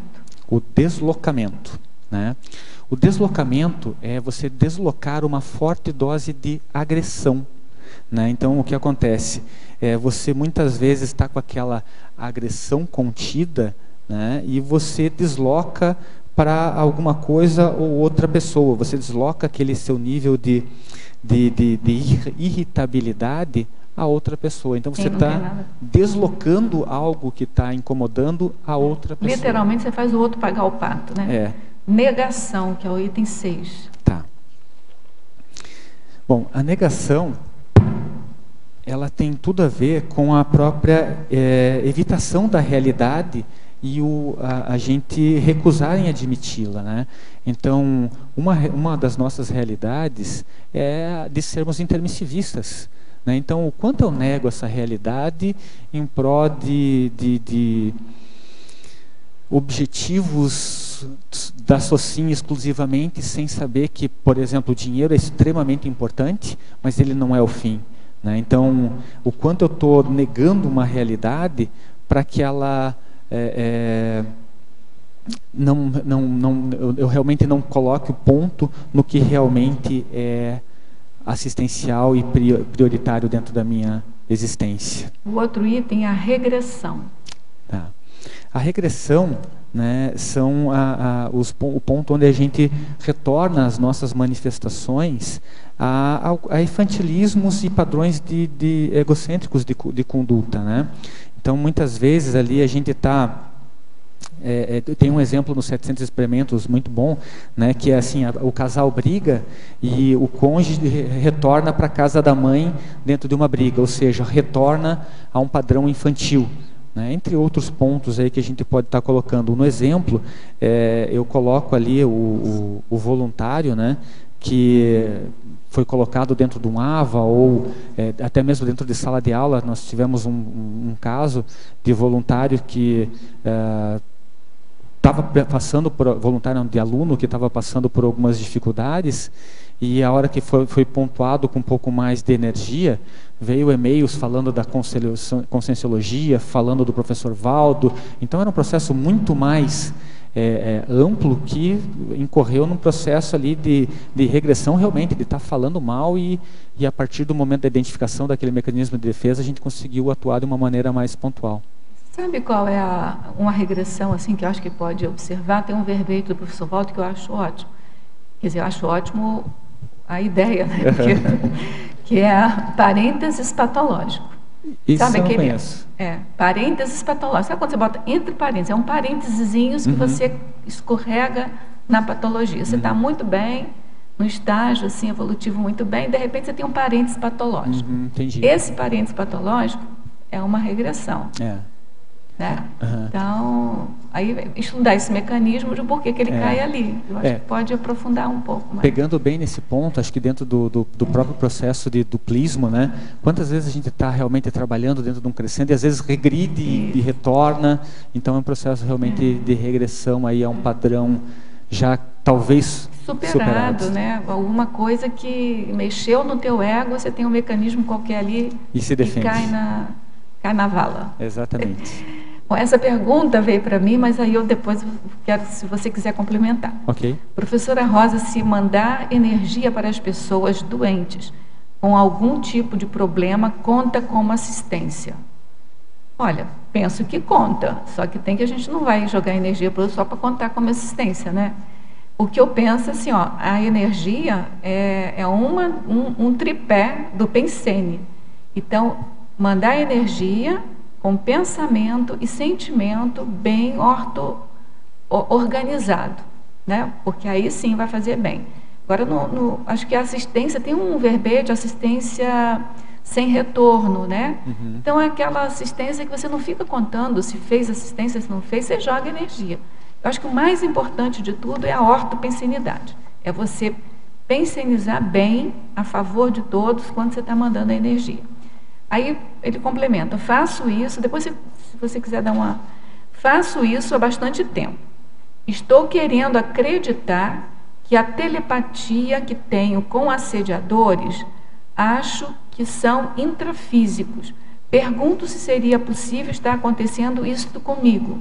Percebo que a telepatia vem de um lugar mais distante do que eu estou. Acho que são duas coisas diferentes, né? Um é assistência e o outro é essa telepatia com assediador. A minha resposta para você é o seguinte, a gente vive num contínuo intrafísico e extrafísico. Então, se a telepatia com assediador intrafísico e extrafísico, para mim não tem a menor diferença. Que um aproxima o outro, um faz rapport com o outro.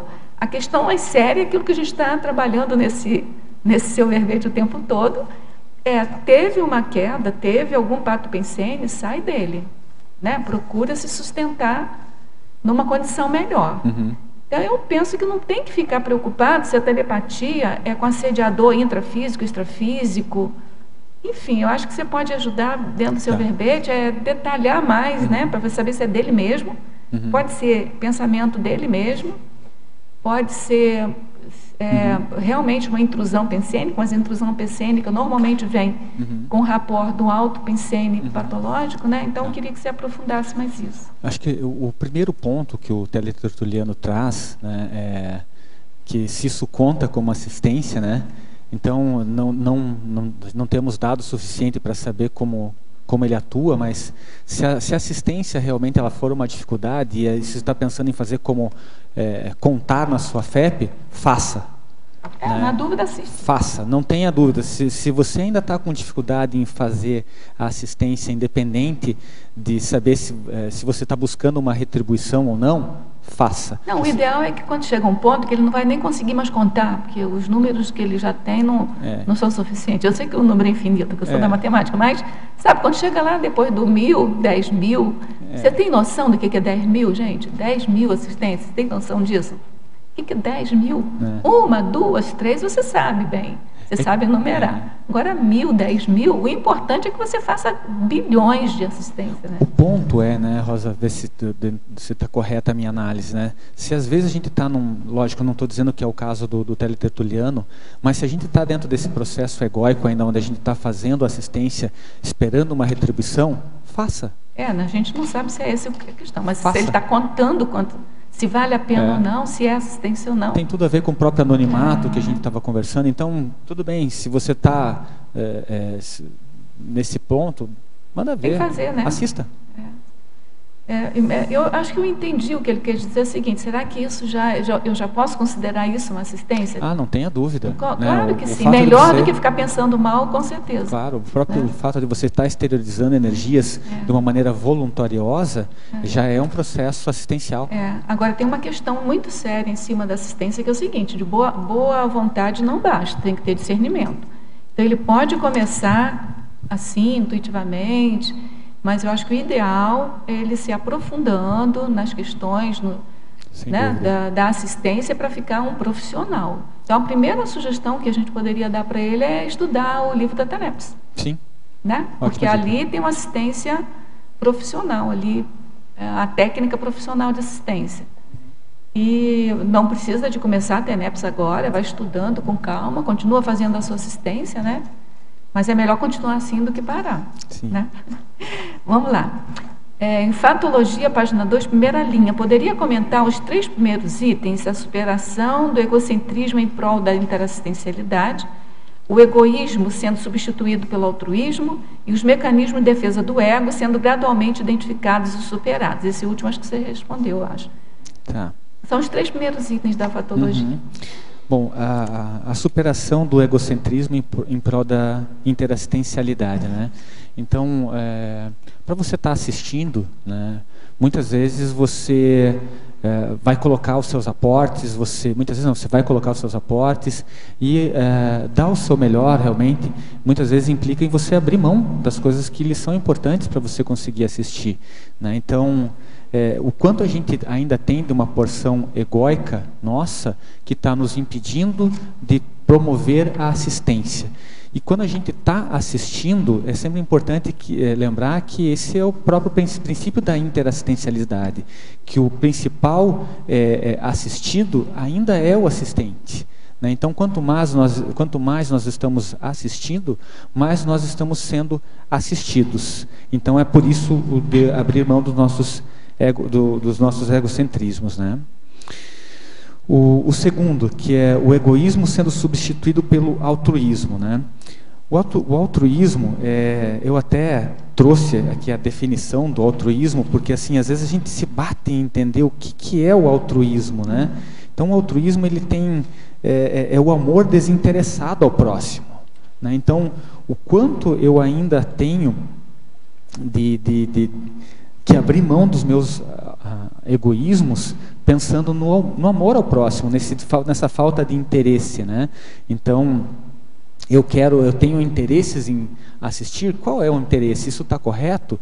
Qual é a intencionalidade ao fazer isso? Então, é realmente promover uma assistência desinteressada, né? Então, é aí que a gente está ganhando em sair do nosso ego, ganhando em FEP, ganhando em estofo, ganhando em vários outros pontos, né? E o outro é os mecanismos de defesa do ego sendo gradualmente identificados e superados, né? Então, esse é o ponto que eu estava colocando, e acho que é a tônica do verbete realmente, né?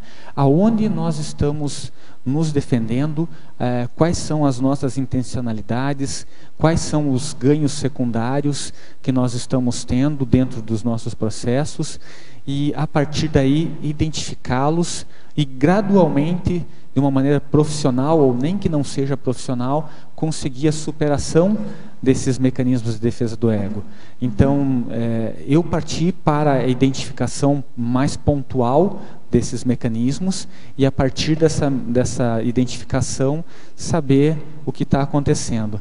Eu percebo, por exemplo, que os meus principais mecanismos de defesa do ego são o deslocamento, onde eu acabo deslocando a irritabilidade de alguma coisa a outro, a fantasia, que acaba tendo, então, a fantasia, tem alguma coisa contra mim ou contra o que eu estou fazendo, será que alguém, sabe, então aquela coisa fantasiosa, e a própria racionalização, né? Então, muitas vezes você acaba racionalizando, não, mas está tudo certo, então você acaba meio que justificando algo que não é cosmoético, né, com uma desculpa, né? Então, o como melhorar isso?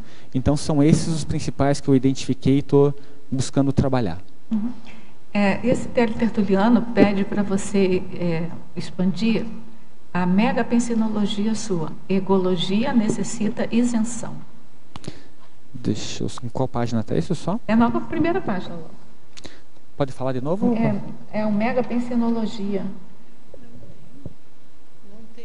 Não tem, é na fatologia. Uhum. É porque, como eu vi que era um megapensene... Não, mas pode repetir que eu... É na fatologia. Egologia necessita isenção. Não poderia deixar esse... Não, você pode ler de novo só para mim, depois eu encontro. Egologia necessita isenção. Tá. Então, o estudo do nosso ego, né, e pensando dentro do próprio crescendo do egocentrismo e interassistencialidade, né, quanto mais isentos nós estivermos dentro do nosso processo assistencial, sem estar pensando nas retribuições que nós teremos ou ganharemos a partir da assistência, mais o nosso processo de estudo do nosso ego vai ser beneficiado.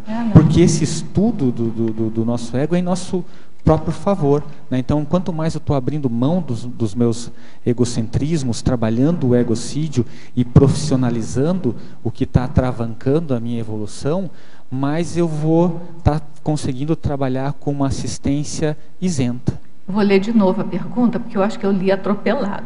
Tá. Ele disse o seguinte, na fatologia, porque não podia ter esse megapensene na fatologia, mas olha só o que ele escreveu para você. Na fatologia, página 2, terceira linha, poderia comentar a revisão da egocentricidade? O teu item é revisão da egocentricidade. E aí ele coloca assim, eis aqui o megapensene trivocabular sobre o tema. Egologia necessita isenção. Ele é que está propondo o mega... Boa. Eu acabei não colocando. Não, ele que criou esse megapensene e eu li assim rápido, falei assim, vamos simplificar. É a simplificação que complexificou, ao contrário da... Mas acho que eu acabei respondendo, né? Acho que... mas o que ele pediu mesmo para comentar é revisão da egocentricidade. Mas eu acho que você já comentou junto. Esse é o ponto, né? Realmente a gente tem que se entender cada vez mais. Esse é o próprio processo da autopesquisa, né? E a partir do entendimento dos nossos travões evolutivos, a gente está revisando a nossa egocentricidade. Eu acho que ele já está com a vontade, né, de escrever um verbete, você não acha? É de Curitiba o Tertuliano? Não. Ele é assíduo, mas não é de Curitiba, não. Neossinapsologia, página 2, final da primeira linha. Gostaria que comentasse as neossinapses geradas pelas práticas interassistenciais. Tá. Eu acho que quando nós vamos trabalhando as nossas reorganizações sinápticas e as nossas próprias ressecs e resins, né, a gente vai realmente reestruturando as nossas sinapses assistenciais, né? Então, quanto mais nós vamos trabalhando e promovendo as nossas reciclagens, a gente vai vincando uma pensenidade mais interassistencial. Então, essa é a ideia da reestruturação sináptica, né? O como eu trabalho para que eu consiga ser um recinofílico, né, por exemplo. Marco, eu gostaria que você falasse sobre a segunda técnica, a técnica etológica do salto baixo. Tá. E também em contraposição à autossubestimação. Fazer também uma relação. Tá. Então, olha só, Miriam, eu vou trazer um pouquinho para o meu exemplo, tá? Assim, eu desde cedo eu comecei a trabalhar cedo,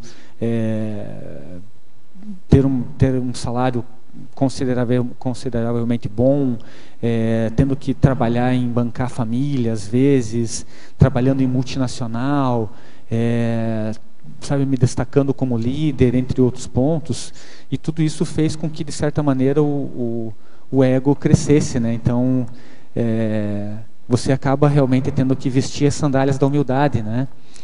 Então, tem tudo a ver com esse... deixa eu só pegar aqui, como é que é isso.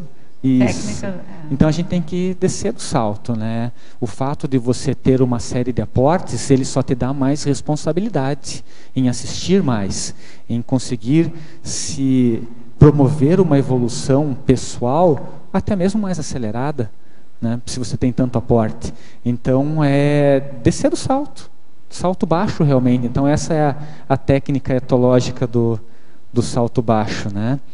E pode complementar, desculpa, Miriam. O outro extremo, a autossubestimação, aquela pessoa que esconde o próprio talento, ou se tem baixa autoestima, se subestima, né? Sim. Outra polaridade disso, né? Parece que é, mas não é, né?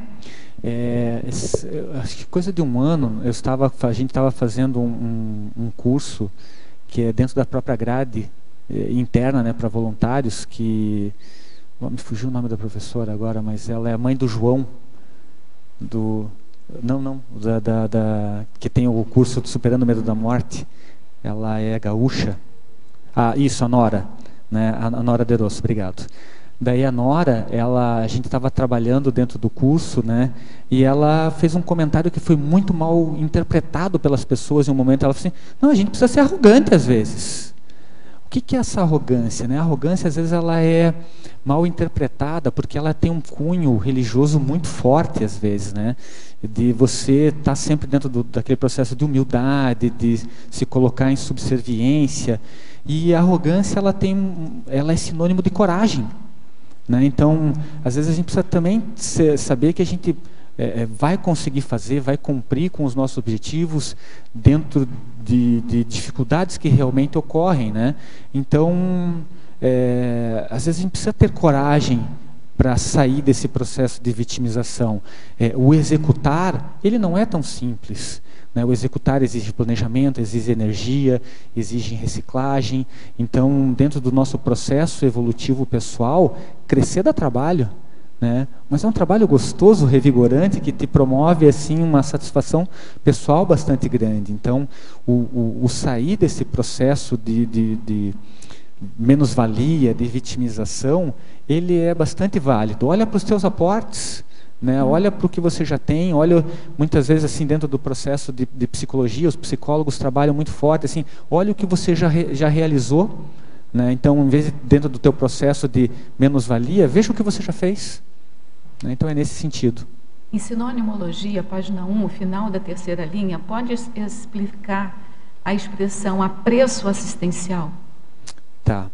O apreço assistencial é você gostar, sentir um apreço em trabalhar com os outros, sentir bem em fazer a assistência, né? Então, é você ter o apreço tem esse significado, né? Ou você gostar de. Então, é você realmente gostar de trabalhar com os outros, começar pouco a pouco a sentir cada vez mais o prazer do trabalho voluntário, o prazer de você fazer um desassédio e realizar uma inscrição para um curso, seja desde um CIP, a um pacifismologia, a um ECP2, entre outros pontos. Isso vai te trazendo um apreço pela assistência. Em estrangeirismologia, página 1, segunda linha, qual a definição conscienciológica de alter ego? Tá. Deixa eu pegar a minha cola aqui, que o alter ego é algo que eu tive que realmente dar uma estudada, que isso faz parte, né, do próprio processo de aprendizagem, né? O alter ego é uma segunda personalidade de alguém, né? Então, muitas vezes, algumas pessoas têm o processo de esconder alguma coisa e se torna um alter ego, né?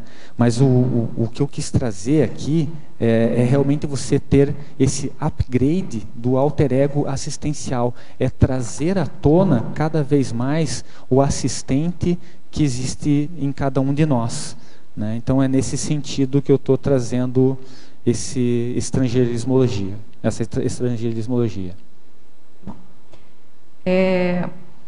Na fatologia, página 6, sexta linha, como fazer a aprimoração das relações diplomáticas nos contatos diários? Tá. Dentro da própria paradireitologia, né, que é algo que eu acho que cada um de nós merece dar uma estudadinha, e é algo que eu tenho interesse em entender um pouco mais. Quantas vezes eu tentei impor uma assistência ou impor uma reciclagem, achando que aquilo era o melhor para a pessoa, né? Então, esse entendimento da diplomacia auxilia dentro do processo do desenvolvimento da interassistência, né? Então, se eu não souber entender a demanda do assistido e conseguir trabalhar na própria comunicologia da maneira que ele entende, ou dentro de um processo onde ele vai realmente perceber os ganhos evolutivos que ele terá dentro daquele processo, se eu não conseguir fazer isso, vai ser uma assistência falha. Então, a melhora dentro do processo de diplomacia está me tornando, espero, né, um assistente melhor. Então, é nesse sentido. Em fatologia, página 2, penúltima linha, pode exemplificar os principais assuntos mal parados? Aí eu posso trazer uma lista boa de assuntos mal parados, né? Mas, assim, os principais. Acho que vale a pena a gente trazer algumas priorizações para isso, né? Então, o que eu tenho buscado trabalhar com maior nível de prioridade? Primeiro, os assuntos de dupla, né? Então, tentando não deixar assunto mal parado para que a gente realmente consiga ter um desenvolvimento, né? Eu acho que o estudo do Manual da Dupla Evolutiva, ele é algo que trabalha bastante no desenvolvimento ou de quem está estudando ou da própria dupla. Então, eu me percebo, assim, desde da proposta onde tivemos de estar desenvolvendo cada vez mais o processo duplístico, eu cresci bastante nesse ponto. Então, essa é uma prioridade dos assuntos mal parados. Alguns outros são os assuntos familiares, né? Então, tinha assunto mal parado com pai, mãe, com o pai está mais fácil, até mesmo porque o pai é uma pessoa brigadora, assim, sabe? Então, ele tem um conhecimento, ele briga, ele fica mais fácil de trabalhar com ele. Hoje ainda eu tenho que dar uma trabalhada com a minha mãe. Por quê? Porque ela se vitimiza, ela se esconde, e eu tenho que melhorar meu próprio processo de paciência com isso, né? Então, está me faltando diplomacia para isso. Mas é o próprio processo do crescendo. Ela já reconheceu que houve uma melhora, mas eu tenho que trabalhar. Tá bom. Né? Em teoriologia, a teoria da identidade pessoal. Tá. Dentro do próprio processo proexológico, né?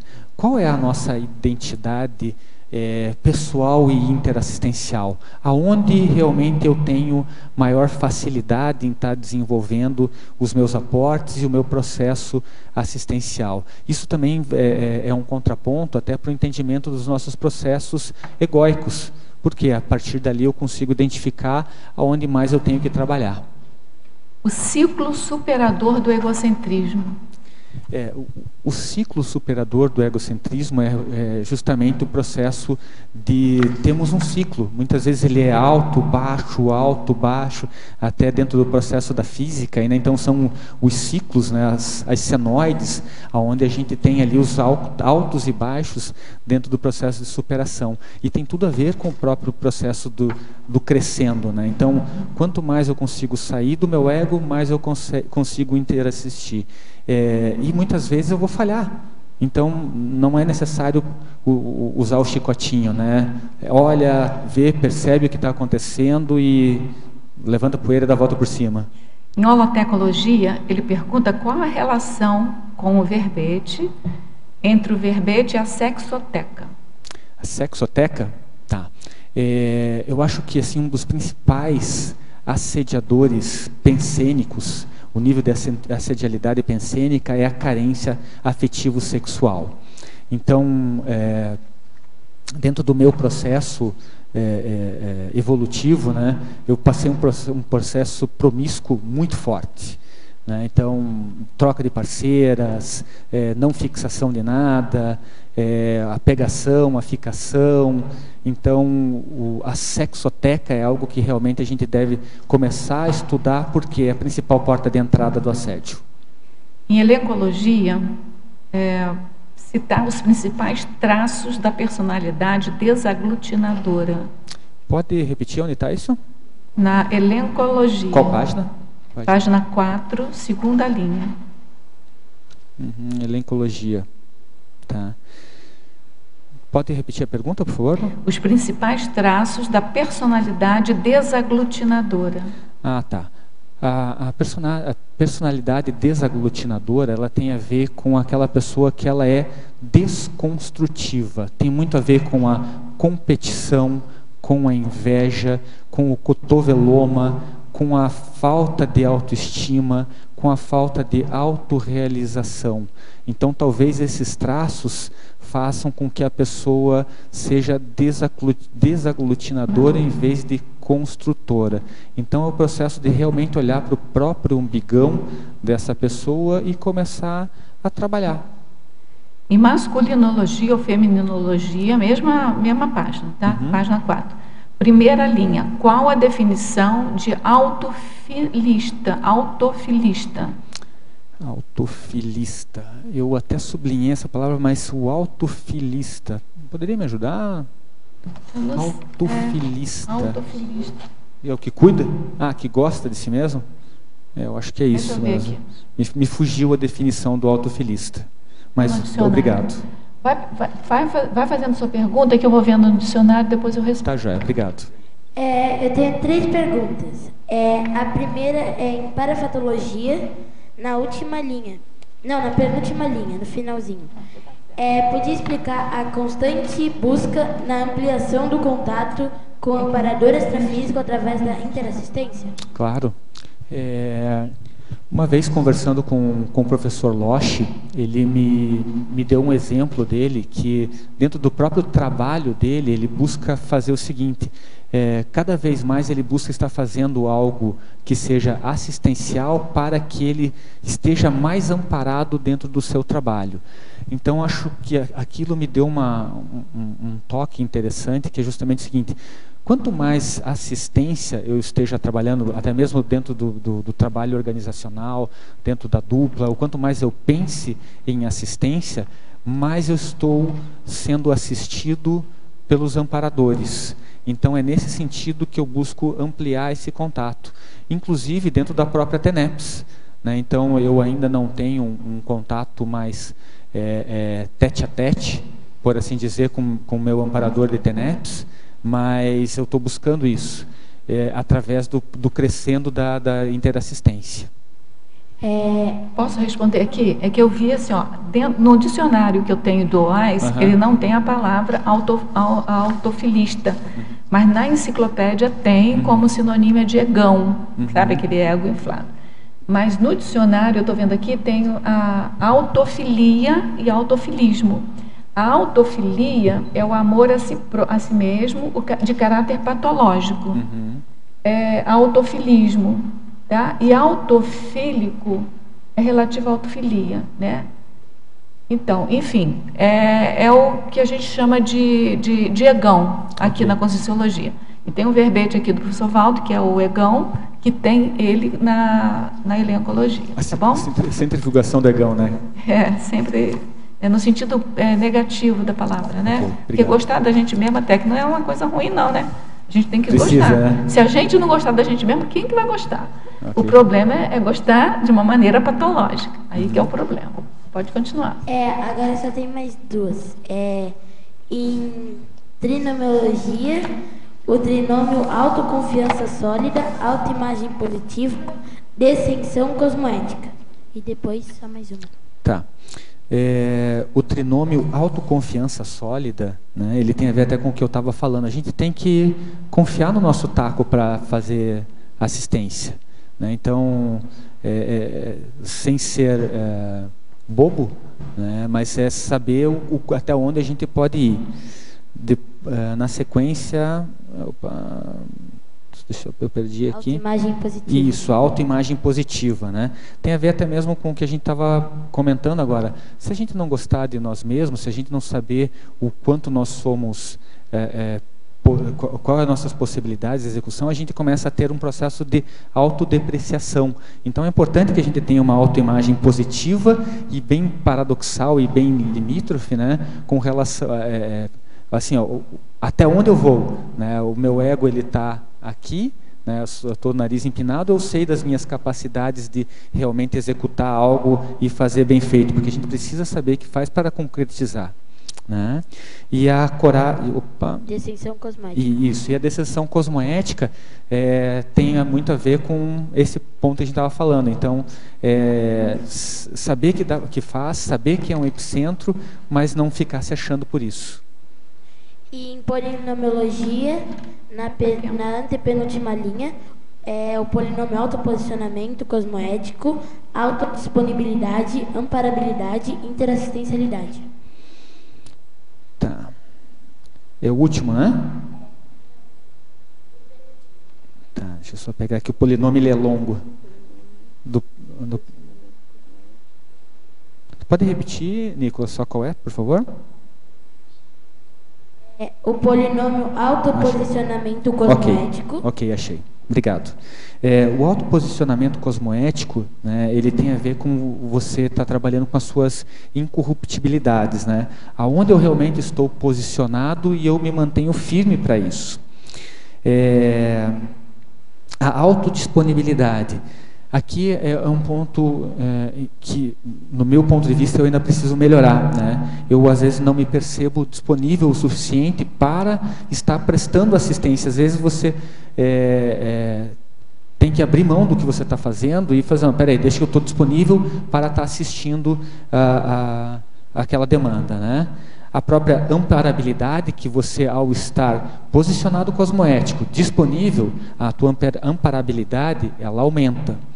E depois a própria interassistencialidade, ou seja, se você está posicionado, se você está disponível, está amparado, você vai assistir mais. E se você vai assistir mais, você está automaticamente se assistindo. Daí você incorre na interassistência. Tudo bem, Renata? Oi.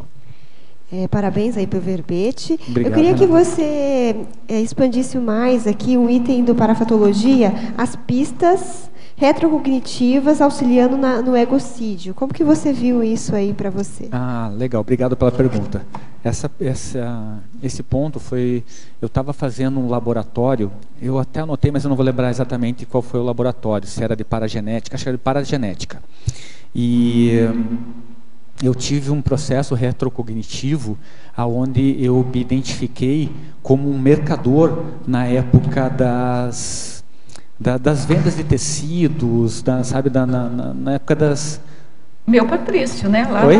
Nas Arábias, deve ser, né? Então eu tava realmente trabalhando como mercador, eu era a pessoa que estava ali organizando tudo, e eu me percebi fazendo mais ou menos o seguinte comentário: eu vou trabalhar sem colocar flores, né? Colocando mais ou menos assim, ó, peão tem que ser tratado como peão, né? Então isso identificou justamente alguns dos traços que eu tenho até hoje, sabe? Então às vezes eu de ser muito chefe, de ser muito autoritário, de ser mais mandão, e isso é uma pista retrocognitiva que está auxiliando no próprio processo de melhorar a minha liderança e melhorar a minha diplomacia para poder assistir melhor. Marco, o nosso tempo terminou, a gente continuaria discutindo esse verbete, né? O que mostra que você tem que fazer muitos outros. Né? Obrigado. Tá certo? Então a gente aguarda os outros verbetes seus. Ok. Tá bom? Obrigado. A gente agradece a presença de vocês, as perguntas, as energias que vocês mantiveram aqui, o campo. A gente agradece as perguntas, a gente teve um número bem grande de perguntas, hoje de teletertulianos também. E nós agradecemos e convidamos todos vocês para continuarem aqui com a gente, participando das tertúlias, seja aqui presencial, seja online, né? Porque são os debatedores que fazem a tertúlia junto com o verbetógrafo, tá bom? Então a gente agradece mais uma vez a presença e a gente passa então para os nossos comerciais. Obrigado. As pontuações da tertúlia de hoje são 23 assinaturas no livro de presença, 15 perguntas presenciais e 36 perguntas respondidas online. Hoje nós temos um recado. Adalva, concurso Desperticidade. Boa tarde a todos. O CAEC convida a todos para participarem do curso Desperticidade, que acontecerá nos próximos dias, 29 a 31 de dezembro, aqui no auditório do CAEC mesmo. Os benefícios desse curso serão ampliação da autopesquisa, desbloqueio encefálico, ampliação do autoparapsiquismo, auto- e heterodesassédios conscientes. Teremos 3 campos: 1, desbloqueio encefálico; 2, exercício de expansão energossomática, e o terceiro, energoduto interassistencial. Os EPICONs do curso serão Moacir Gonçalves e Everton Santos. Os interessados poderão procurar a recepção do CAEC ou através do telefone, o código de área 45 3525 2652. Não percam a oportunidade de atingir a desperticidade. Obrigada, boa tarde. Para amanhã, teremos o verbete Nível de Projetabilidade, especialidade Projetiometrologia, e a verbetógrafa Tatiana Lopes de Freitas. Muito obrigado e boa tarde a todos.